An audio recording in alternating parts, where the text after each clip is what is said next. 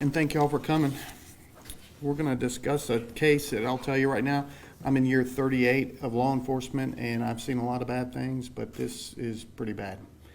It's a child abuse case, and we received it back on the 22nd of April.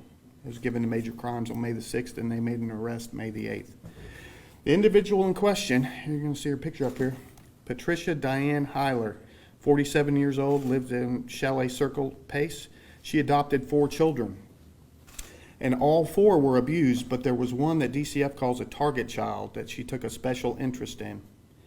And she abused this child pretty severely, and then took him out of school, homeschooled him for 2 years because she knew if she sent him to school, obviously somebody would report it. So she kept him at home. She cut him on the arms, the head, made him sleep on a concrete floor, a dirty floor. And when she bathed them, she would make them get naked, get out in the front yard, and she'd spray them off with a hose. She did everything to include punching him, beating him with a dog chain, and going as far as chipping his teeth with pliers, which, I'm not making this up. I mean, it's incredible what people can do to other people. It really is. It's so disturbing. So Detective Denny with Major Crimes got it, hit the ground running. 2 days later, put her in jail on one charge of aggravated child abuse, which is a first-degree felony, but more are coming.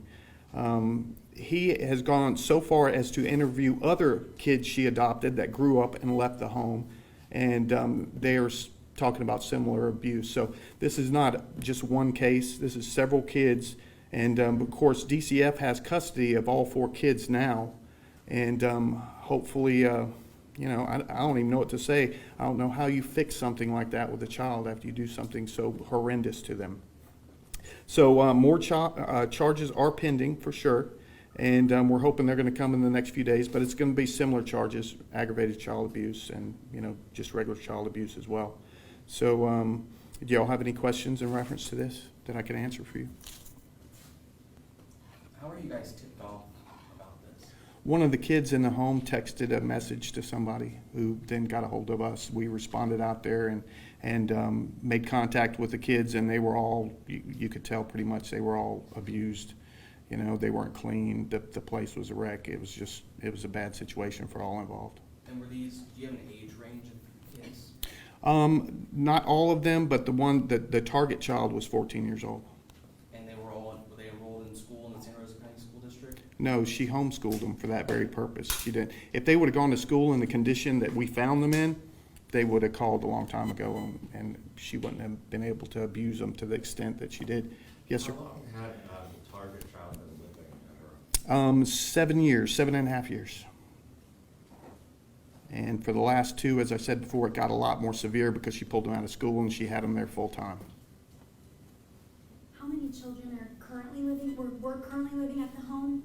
4 that she had, that all 4 were adopted. None of them were biological. So. And so you mentioned those older children that had moved from the home. Mm-hmm. How many kids had she adopted overall? I don't know that one for sure. 6 total. 6 total. So 2 had Moved grown away. up and moved away. Okay. Correct. Did she adopt all these children when they were very young, or when?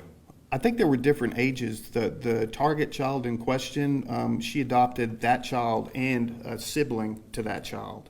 And so there were different age ranges. I don't think there was a certain age. Was she married, or Yes. was it just her? No, she was married. And so her husband, he lived at the home as well? Correct. Are there any charges coming towards him? We don't anticipate any charges on him. He worked a lot. He stayed gone a lot. He went to work early in the morning, came home late at night. So there's no indications that he was involved in any of the abuse. And I know as a sheriff, you've seen all kinds of criminals. But Sure. whenever you see a criminal who's been abusing children, does it frustrate you more knowing that, these kids are innocent, but they're kind of forced to be in this situation?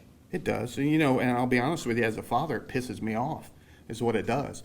It's just somebody that can do that to another human is bad enough, but you start doing that to a child, Yeah, we take it personally, we really do. And so does Detective Denny that worked this case. He did a great job.